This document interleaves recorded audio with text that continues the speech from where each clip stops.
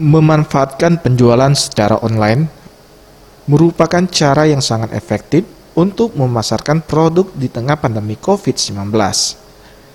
Brand busana syar'i Sisesa yang berada di Palembang Icon menerapkan protokol kesehatan untuk para konsumennya. Zaldi Aditya, Public Relation of Sisesa mengatakan, bagi para konsumen yang tidak dapat datang langsung ke butik, bisa melihat tren terbaru melalui media sosial yang diposting setiap harinya.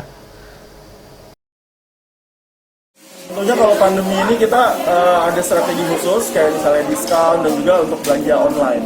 Kalau live kita enggak, tapi kita karena punya Instagram Sisesa Clothing, itu biasa kita posting di Instagram kita untuk di feed, nanti kita ada customer service yang dapat dihubungi. Sementara itu, Fatima, salah satu konsumen, sengaja datang untuk berbelanja karena untuk dipakai di Hari Raya Idul Adha.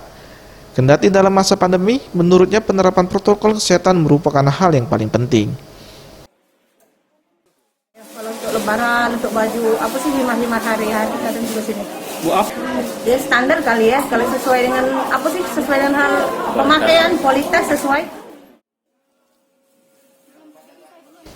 Tim Liputan Sriwijaya TV.